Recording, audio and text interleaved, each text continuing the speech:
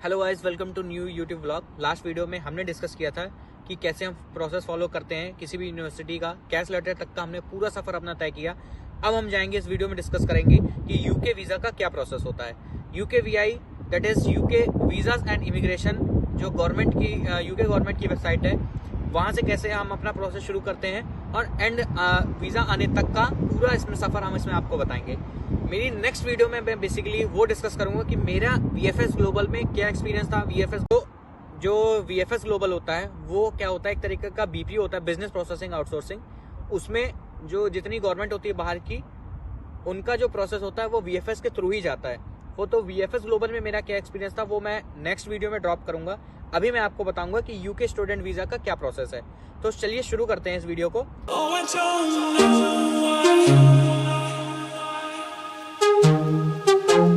सबसे पहले UK VI and immigration की वेबसाइट पे आप सभी को रजिस्टर करना होता है। वहां पर आप अपना पूरा एप्लीकेशन प्रोसेस फॉलो करेंगे। एप्लीकेशन प्रोसेस बहुत ही सिंपल होता है। Just they are like questions और हमें उनको आंसर्स करना होता है कि हमारा पास्ट एक्सपीरियंस, हमारे कोई पास्ट ट्रैवल हिस्ट्री तो नहीं थी, हम किसी टेररिस्ट ग्रुप वगैरह से नहीं बिलोंग करते हैं, या ऐसे बहुत डिफरेंट टाइप्स ऑफ क्वेश्चंस है जो हम जिनका आंसर्स हमको देना होता है। और उसके बाद हमारी एक एप्लीकेशन प्रोसेस तैयार होती है। एप्लीकेशन प्रोसेस में ही हमारा एक पार्ट होता है IHS, that is immigration health surcharge. Immigration health surcharge क्या होता है कि अगर आ गए यहाँ पे यूके में अगर उस दौरान आपके ट्रैवलिंग के दौरान या फिर जब आप यहाँ आ गए उसके बाद आपको कोई भी इश्यू आया, आपको कोई मेडिकल इमरजेंसी हुई, तो आपका जो इंश्योरेंस होता है उसी में से डिडक्ट होगा। वो NHS होता है, एक kind of national health system में जो यहाँ का हेल्थ केयर सिस्टम, वो बेसिकली उस चीज का गारंटी लेता है कि आपको कोई भी इश्यू आता है तो आपका वही एक तरीके से इंश्योरेंस है। तो सबसे पहले जब हमने अपना यूके वीआई का प्रोसेस पूरा कर लिया, एप्लीकेशन फी पे कर दी। एप्लीकेशन फी क्या होती है बेसिकली, वो होती है 40,000 रुपये। ये फ्लक्चुएट होती रहती है क्योंकि ये पाउंड्स में होती है, और जो भी INR का उस दिन रेट होगा उसके अकॉर्डिंग आपका IHS पेमेंट होगा। किसी का ये भी इशू आता है कि IHS पेमेंट नहीं हो रहा है, एप्लीकेशन फीस का पेमेंट नहीं होता है, तो आप जाके अपने बैंक अकाउंट की जो स्टेटमेंट है, सेटिंग्स है, उसमें चेक कर लीजिएगा कि आपको अलाउ कर रहा है इंटरनेशनल ट्रांजेक्शंस की नहीं। उसके बाद उसकी लिमिट चेक कर लीजिएगा, देन अगेन उस चीज को फिर शुरू करिएगा।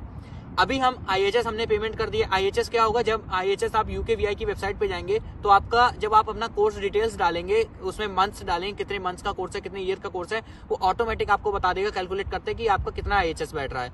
मेरा जो IHS था, मेरा कितनी फीस लगी, मैं इस चीज का आपको अपने नेक्स्ट वीडियो में बताऊंगा कि मेरा जो VFS का जो एक्सपीरियंस था वो कैसा था, VFS ग्लोबल का एक्सपीरियंस क्या था।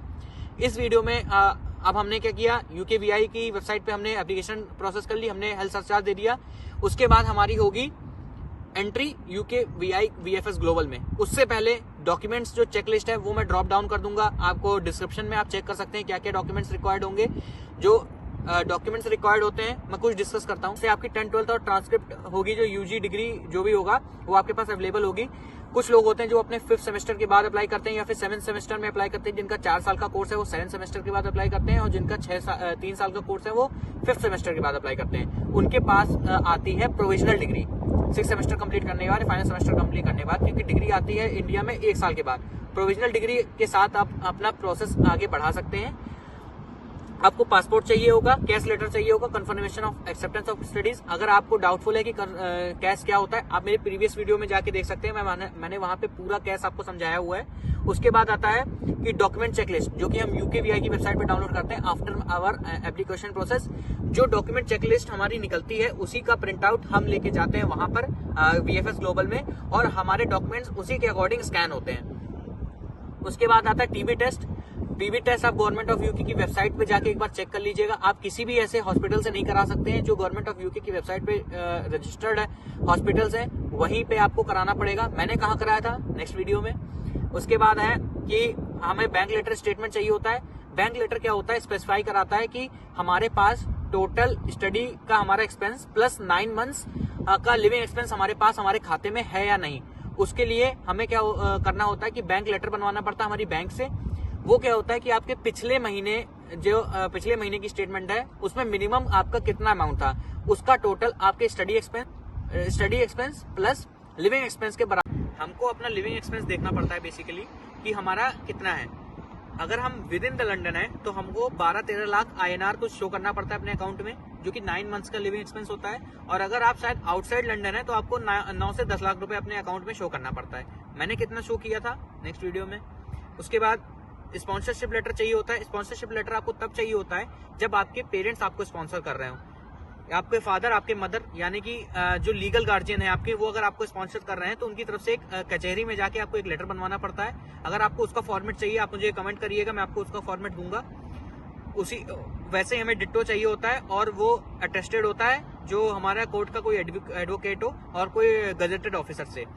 उसके बाद आता है नेम चेंज लेटर। अगर आपके किसी भी अकाउंट में आपके पापा का नाम, आपका नाम अलग अलग है, जैसे किसी किसी का नाम होता है कुछ, जैसे किसी किसी का नाम होता है जैसे रामकृष्ण सिंह, तो किसी के कोई क्या कहता है राम स्पेस कृष्णा स्पेस सिंह लगा देता है। लेकिन वो अगर आप जनरली लेंगे तो वो तो 3 भाग हो गए, तो उसका क्या हुआ, first name, middle name, last name.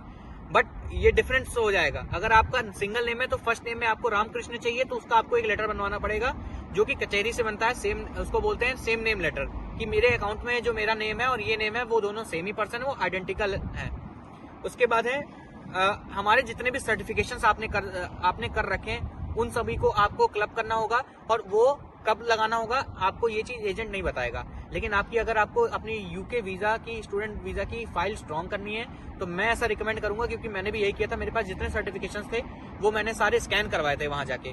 उनको कोई आपत्ति नहीं होती, आप कितने भी जो डॉक्यूमेंट्स स्कैन करवाना चाहते हैं करवा सकते हैं। उसके बाद हम बात करते हैं आइल्स का। बहुत लोग को ये डाउट होता है कि आइल्स देना है कि नहीं देना है, तो अब मैं बताऊंगा आपको कि रियल ट्रुथ क्या है। जब आप यूके पढ़ने जाते हैं तो आपको मिनिमम जो मार्क्स है, अगर आपके 80 या 85 हैं इंग्लिश में, तो आपको आइल्स नहीं देना पड़ता, लेकिन क्लास 12th में। लेकिन अगर आपके उससे कम है तब आपका आइल्स देना पड़ता है, विच शोज कि आपकी यहाँ के हिसाब से जो आपको इंग्लिश बोल पाएंगे नहीं बोल पाएंगे वो स्पेसिफाई करता है।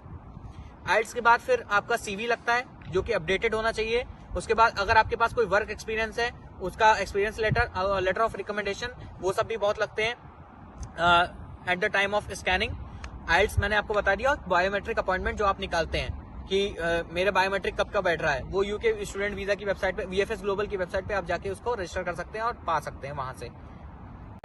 पूरा वीडियो एंड तक देखने के लिए आप सभी का बहुत बहुत धन्यवाद। आपके अंदर एक क्यूरियोसिटी होगी, ईगरनेस होगी यहाँ आने के लिए, तभी आपने वीडियो एंड तक देखा।